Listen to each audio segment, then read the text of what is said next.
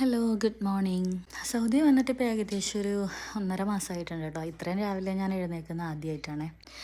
എനിക്ക് തോന്നുന്നു 2 കുട്ടികളുള്ള അമ്മമാർക്ക് ആ കുട്ടികൾ ഉറങ്ങിക്കിടക്കുമ്പോൾ ഒരു ലൈഫും അവർ എഴുന്നേറ്റ് കഴിയുമ്പോൾ വേറൊരു ലൈഫാണെന്ന് എനിക്ക് ഫീൽ ചെയ്തിട്ടുണ്ട്.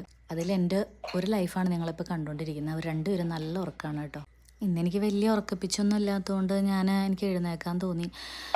അവർ ഉറങ്ങിക്കിടക്കുമ്പോൾ സത്യം പറഞ്ഞാൽ വേറൊരു ലൈഫാണ് കേട്ടോ. ഭയങ്കര കാം ആൻഡ് ക്വയറ്റാണ് ഇപ്പോൾ എൻ്റെ വീട്. ഞാൻ രാവിലെ ജസ്റ്റ് പുറത്തോട്ട് ഇറങ്ങി, രാവിലെ എന്ന് പറഞ്ഞു കഴിഞ്ഞാൽ അതിരാവിലെയൊന്നും അല്ല, ഒരു 7:15 ആയിട്ടുണ്ട്. എന്നെ സംബന്ധിച്ച് അത് ഏർലി മോർണിംഗ് ആണ് കേട്ടോ.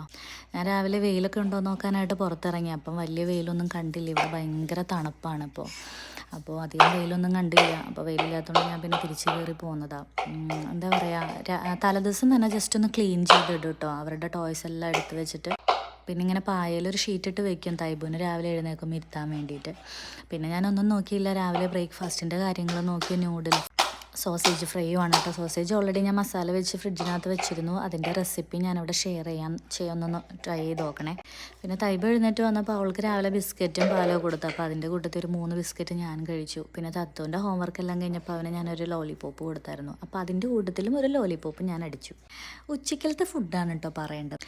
തൈര് ചോറിനകത്ത് മിക്സ് ചെയ്ത് വെച്ചതാണ്. പിന്നെ ഉള്ളിച്ചമ്മന്തി ഉണ്ട്, മീൻ വറുത്തത്, മെഴുക്ക് വരട്ടി, ചേമ്പ് ഇങ്ങനെ പുഴുക്ക് പോലെ ഉണ്ടാക്കില്ലേ, അതായിരുന്നു. അടിപൊളി ടേസ്റ്റാണ് കേട്ടോ.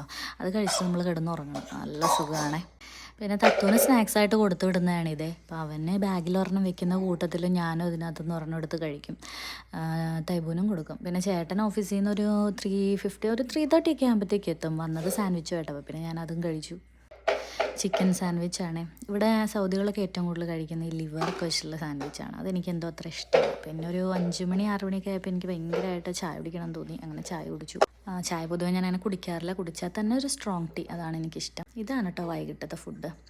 മെഴുക്ക് വരട്ടി,